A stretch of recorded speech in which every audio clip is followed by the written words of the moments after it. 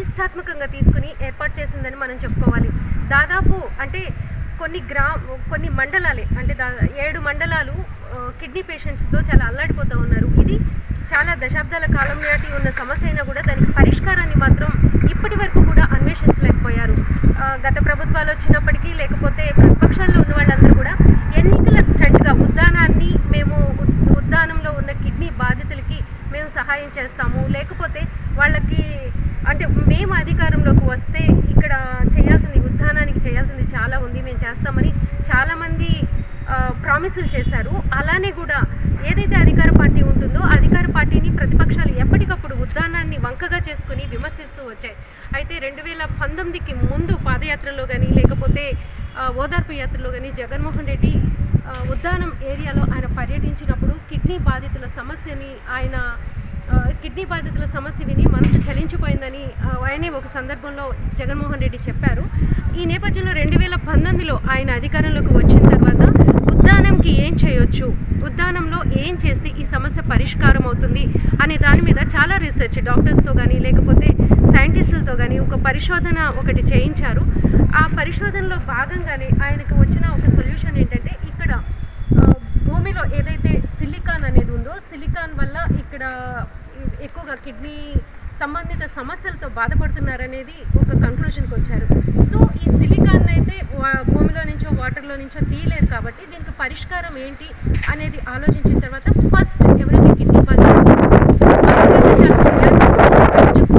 చెప్పుకోవాలి అంటే మన డయాలసిస్కి వెళ్ళడానికి ప్లస్ అదంతా కూడా వెనుకబడిన ప్రాంతం కాబట్టి చాలా పేదరికంలో ఉన్న ఫ్యామిలీస్లోనే ఈ కిడ్నీ బాధితులు ఎక్కువగా ఉన్నారు. వీళ్ళు శ్రీకాకుళమో లేకపోతే విశాఖపట్నమో వెళ్ళి చూపించుకోవాలంటే చాలా కష్టంగా ఉండేది. కానీ ఈయన వచ్చిన తర్వాత దానికి ఒక పరిష్కారం తీసుకురావాలనే ఉద్దేశంతో ఇప్పుడు మనం ఏదైతే చూస్తున్నామో డాక్టర్ వైఎస్ఆర్ కిడ్నీ పరిశోధన ఆసుపత్రిని ఇక్కడ 88 కోట్ల రూపాయలతో నిర్మింపచేశారు.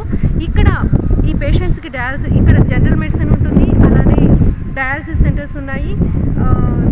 తర్వాత కిడ్నీ బాధితుల కోసం ఏదైతే వైద్యం అవసరం అవుతుందో అదంతా కూడా ఇక్కడ ఉంది. ఆ పేషెంట్స్ని ఇక్కడికి తీసుకొచ్చి ఇప్పుడు వైద్యం అందిస్తున్నారు. ప్లస్ చేయాల్సిన కిడ్నీ ట్రీట్మెంట్స్కి సంబంధించి వీళ్ళని అక్కడ ప్రాంతాల నుంచి అంటే వీళ్ళ అంబులెన్స్లోనే తీసుకొచ్చి ఇక్కడ ట్రీట్మెంట్ చేస్తున్నారు. అంతేకాకుండా వీళ్ళకి ఇంకా అంటే వైద్యం అయిపోయిన తర్వాత కానీ లేకపోతే వీళ్ళ డయాలసిస్లు అయిపోయిన తర్వాత కానీ ఆరోగ్య పరిస్థితి ఇంకా నీరసంగానే ఉంటారు కాబట్టి వాళ్ళకి ఆహారం కానీ మెడిసిన్స్కి సంబంధించి అంతా కూడా ప్రభుత్వమే ఫ్రీగా సప్లై చేస్తుందని చెప్పుకోవచ్చు. సో ఇప్పుడు వరకు ఉన్న పేషెంట్స్కి అయితే ఇలాంటి హాస్పిటల్ ఒకటి కొట్టి ఏర్పాట్లన్నీ చేశారు ట్రీట్మెంట్కి. కానీ మూలాల్లో ఉన్న ఆ ప్రాబ్లమ్ని సాల్వ్ చేయాలంటే ఏం చేయాలి అనే ఉద్దేశంతో 800 కోట్ల రూపాయలని ఈ ప్రాంతంలో ప్రభుత్వం స్పెండ్ చేసింది. అంటే త్రాగునీరు కానీ సాగునీరు కానీ ఇప్పుడు సాగునీరుని కూడా రెండింటినీ కూడా ప్రభుత్వమే ఒక ప్రాజెక్ట్స్ రూపంలో నిర్మించి వాటిని కూడా ప్రజలకి అంటే వాళ్ళ ఈ వాటరే తీసుకునేలా ఈ వాటర్నే వాడేలా కూడా చర్యలు తీసుకుంటుంది. సో భవిష్యత్తులో ఇంకా పిల్లలు కానీ పుట్టబోయే పిల్లలు కానీ ఎవరు కూడా వ్యాధి బారిన పడకుండా ఉండడానికి వాళ్ళు చేయాల్సిందంతా కూడా వాళ్ళు చేస్తున్నారు. సో ఈ ఎన్నికలకు సంబంధించి 2019 ఎన్నికలు వచ్చిన 2019 తర్వాత చేసిన కిడ్నీ బాధితుల కోసం ఉద్దానంలో చేసిన ఇది ఒక సంచలనమైన మార్పే. ఇది జగన్మోహన్ రెడ్డికి ఈ ఎన్నికల్లో చాలా ప్లస్ చేస్తుందని చెప్పుకోవచ్చు. మనం ఎవరితో మాట్లాడినా కూడా ఈ ప్రాంతంలో కిడ్నీ బాధితులకు సంబంధించి ఆయన చేసిన ఈ హాస్పిటల్ కానీ త్రాగునీరు కానీ సాగునీరు కానీ చాలా ఇంపార్టెన్స్ ఉంది అనేది చాలామంది వ్యక్తపరుస్తున్న అభిప్రాయంగా మనకు కనిపిస్తుంది. Please subscribe .news